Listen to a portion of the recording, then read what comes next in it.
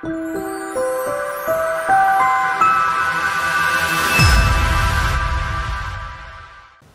research amongst families in rural areas of Zimbabwe has revealed that you need a very small piece of land to be able to sustain yourself with your food requirements for a whole year. When you ask a family in the village how much maize they need per week to feed their family, the answer we generally get is a bucket. That's between 17 and 20 kgs. That would feed a family of 6 for a week. So we came up with the concept of a plot that would be able to do this for a rural household.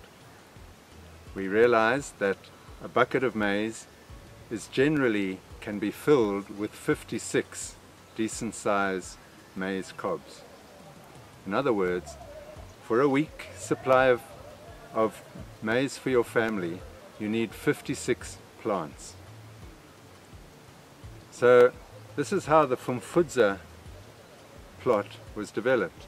In each line we have 28 planting stations, and there's 2 plants per planting station. That means we've got 56 cobs in every line here.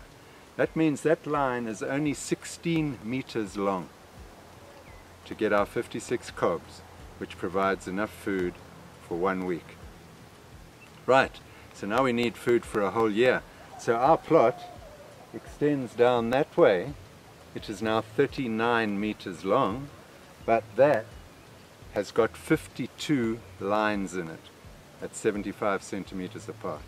52 lines, 1 for every week of the year. So the Pfumvudza plot has 52 lines of maize, 1 for every week of the year. It has 56 plants in a line, and that small area, which is actually just 1/16 of a hectare, 1/16 of a hectare, is sufficient to feed a family of 6 for a whole year, their staple food requirements. So this means a rural family on a 1/16 of a hectare, 39 meters by 16 meters, that makes sure that they are food secure for a year. It gives them opportunity to grow on the balance of their land other cash crops. The fact that it's such a small piece of land enables the farmer to do this Pfumvudza plot really well. It can be done on time, to a very high standard, without wastage, and it'll bring incredible joy. The fact that it's so small allows you to put your top management into this. It means that even if you have a dry spell, you can keep it alive even with buckets of water. So being faithful with little means that you get rewarded with a year's supply of food. Now, generally we try and do too much, and we battle to do it well, and then we end up with poor yields. But off this little plot you can get between 800 and 1,000 kgs of grain, which is more than sufficient for a year's food supply for the average rural household.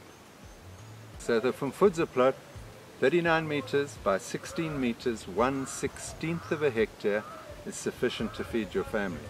What we would recommend, however, is that you rotate it with a similar sized plot of soybeans, so that the soybeans are able to put nitrogen into your maize for the next year. Rotation is very, very important. So in actual fact, with 2 1/16 of a hectare plots, a family can feed itself, and then it has a cash crop of soybeans to supplement their income as well. And then you swap them every year, you just rotate them. So that means on 1/8 of a hectare, a family has fed itself, and it has a small income of the soybean income. That means the rest of their land they can use for other cash crops or livestock or any other endeavor that they feel that they should do. So it doesn't require an awful amount of land to be able to feed a family and consequently it doesn't need an awful amount of land to feed a nation. Our Pfumvudza plot, the inputs that are required for this plot, if you were going to buy inputs and if you were going to use a hybrid seed, the inputs for that plot is $50 US. So actually a family can be fed for $50 US per annum. Furthermore, if a family can graduate onto using organic fertilizers, i.e. compost, and using an OPV seed, you can actually feed yourself for $0 and just your labor input. We have many of these examples in the field and they are working. We have very elderly widows who are able to manage this plot and feed herself and others around her. We have school children even who are able to come and manage this plot after hours, after school hours.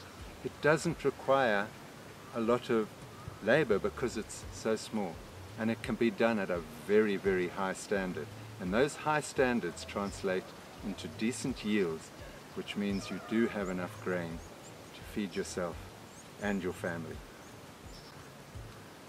You see, God would have us be faithful with little, and then He expands, then He adds, as in the parable of the talents.